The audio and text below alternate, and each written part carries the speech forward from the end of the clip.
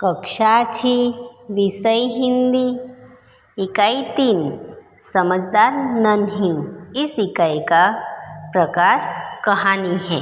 मित्रों, सबका स्वभाव एक जैसा नहीं होता। अच्छे स्वभाव वाले लोग हमेशा अच्छे काम करते हैं, वे दूसरों की भलाई करते हैं, जबकि बुरे स्वभाव वाले लोग हमेशा ही बुरे काम करते हैं। जो उनका भला करते हैं उनके साथ भी वे बुरा व्यवहार करते हैं। हमें क्या करना है? हमें किसी भी स्थिति में किसी का बुरा नहीं करना है। इस कहानी में व्यक्ति को किसी भी परिस्थिति में अपना भलाई करने का स्वभाव नहीं छोड़ना चाहिए। यही बात प्रस्तुत की गई है। हमारे समाज में कुछ लोगों का स्वभाव बुरा हो सकता है, लेकिन हमें अपना अच्छा स्वभाव नहीं छोड़ना चाहिए। यही बात इस इकाई में बताई गई है। धीरज और प्रेम से हम बुरे व्यक्ति की बुराई भी छुड़ा सकते हैं। इस कहानी में यही बात है। तो मित्रों, आज हम समझदार नन्ही यह कहानी देखेंगे।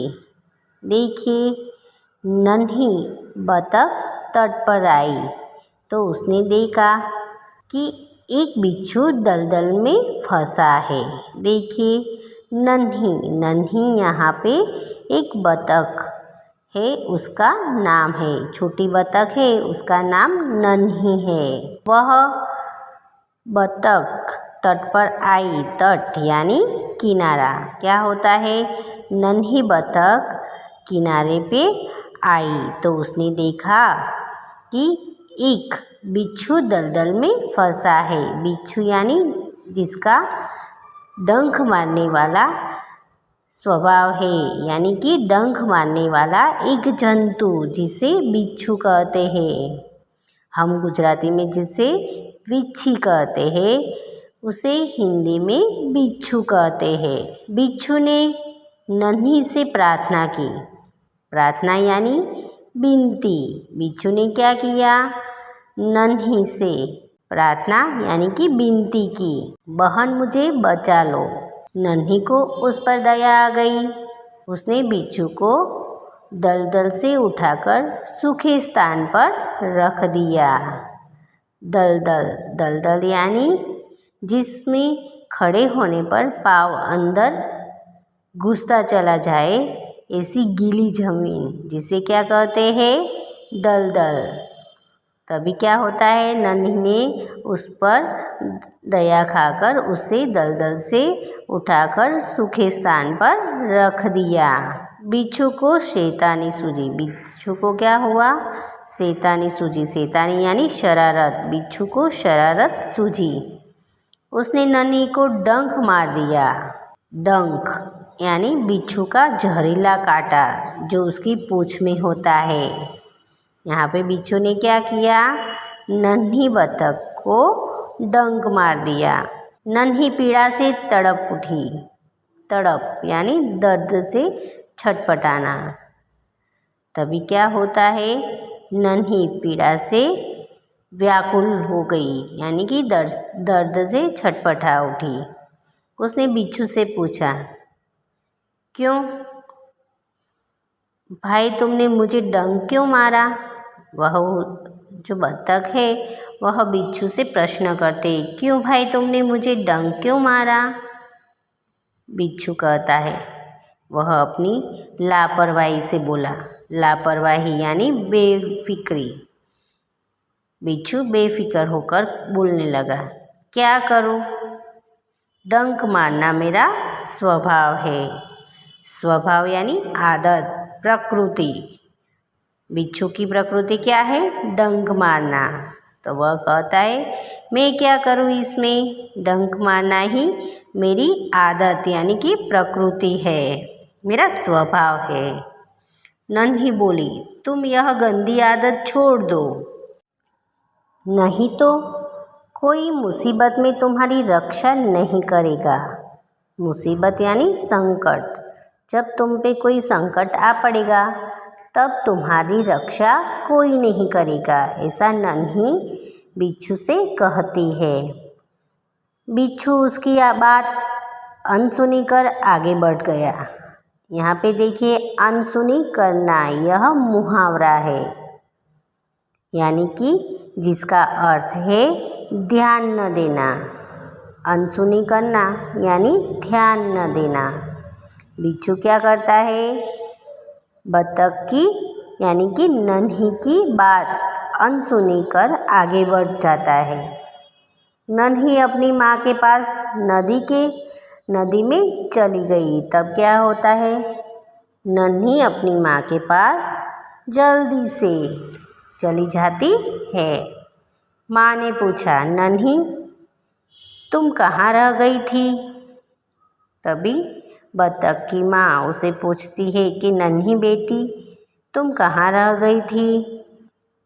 नन्ही बोली, माँ एक बिच्छू दलदल में फंस गया था, उसे बचाने में देर हो। माँ खुश होकर बोली, बेटी यह तुमने बहुत अच्छा काम किया। माँ नन्ही के इस काम पर खुश हो जाती है और कहती है कि बेटी तुमने यह बहुत अच्छा काम किया। लेकिन बदले में उसने मुहावरा है, देखिए, जिसका अर्थ है आदत से मजबूर होना, यानी कि आदत से मजबूर होना। बिच्छू अपनी गंदी आदत से मजबूर है। तुम उसे चाहे कितनी बार बचाओ, वह बार बार डंक मारता रहेगा। नन्ही बोली, माँ मैं उसकी गंदी आदत छुड़ा कर रहूँगी। तभी नन्ही अपनी माँ से कहती है कि मैं उसकी यह गंदी आदत छुड़ा कर ही रहूँगी। कुछ दिन बाद बिच्छू के प्राण पुनः संकट में पड़ गए।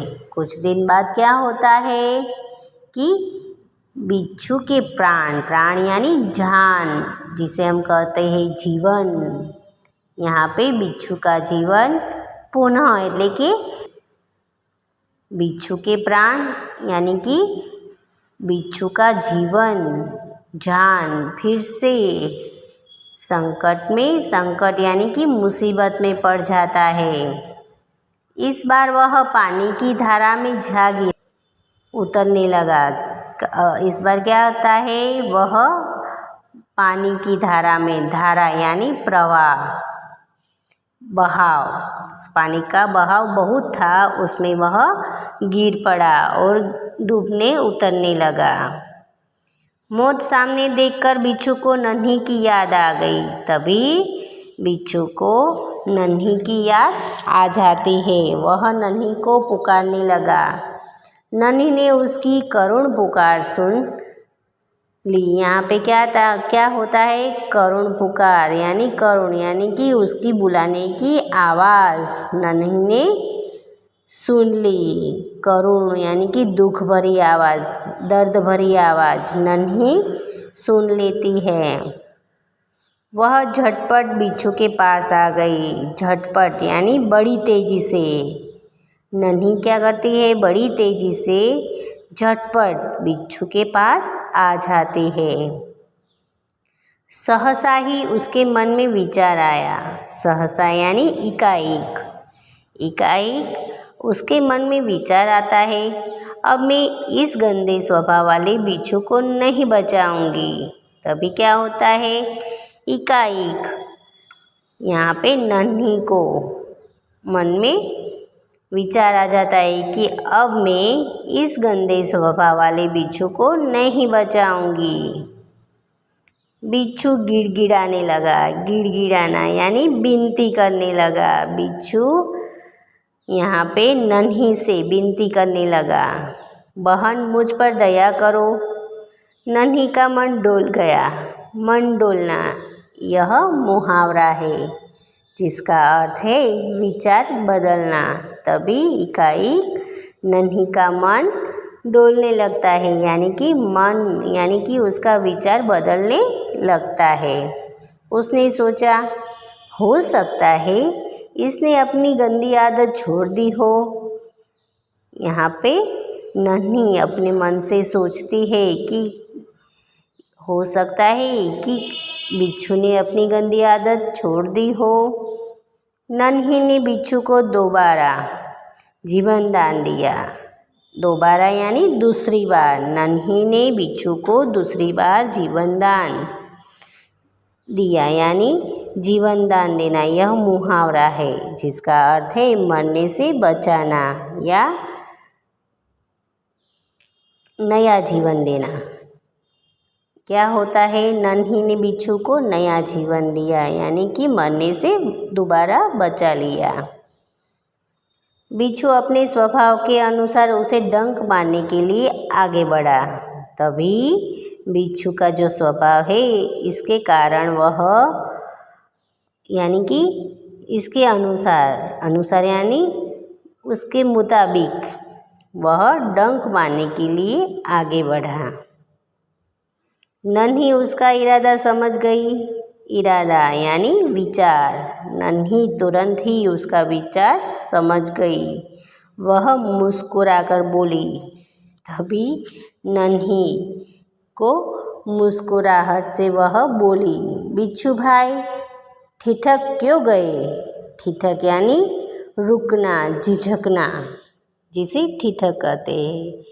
बिच्छू भाई तुम रुक क्यों गए? डंक मारो। ऐसा वह प्रश्न बिच्छू से करती है। कौन कहता है? नन्ही। बिच्छू शर्म से पानी पानी हो गया।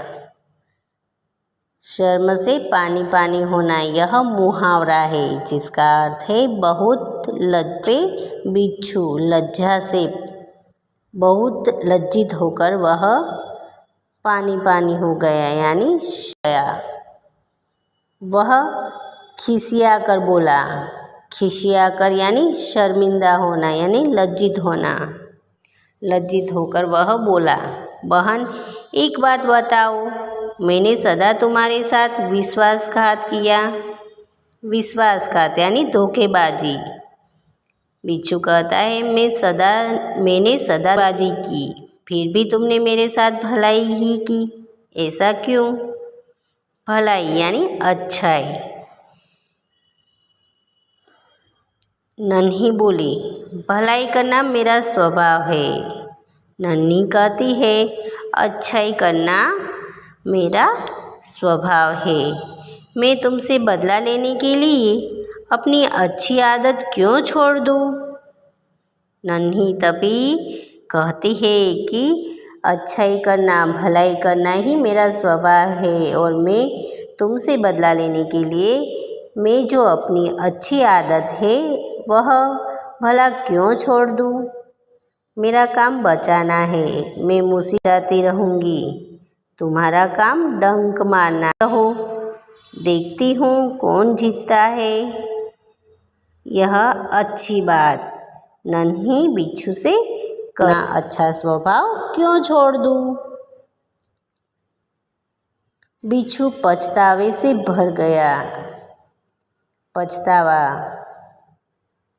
यानी कि बिच्छू को अपने बुरे काम पर दुख होने लगा।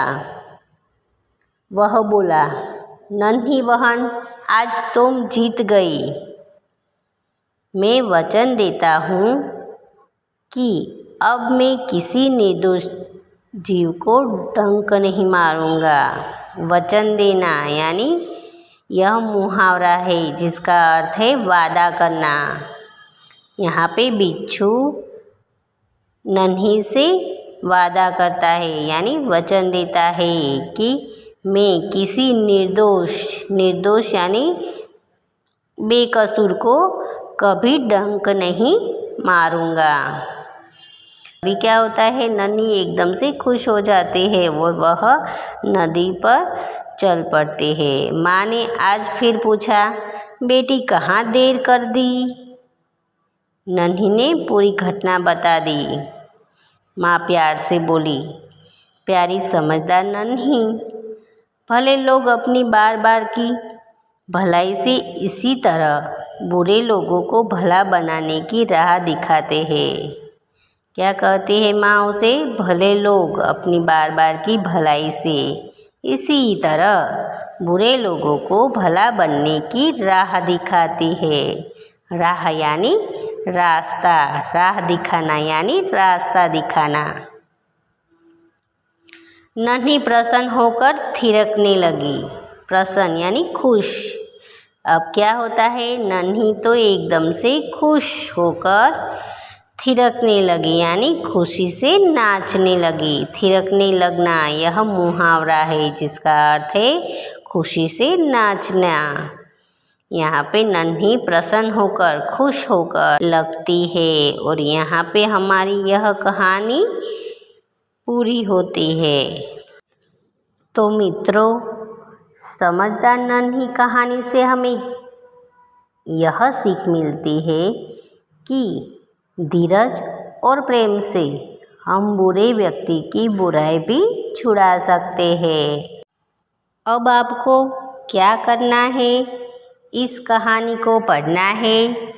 इसमें आने वाले कठिन शब्दों के अर्थ लिखने हैं और कठिन मुहावरों के अर्थ देकर वाक्य में प्रयोग करना है।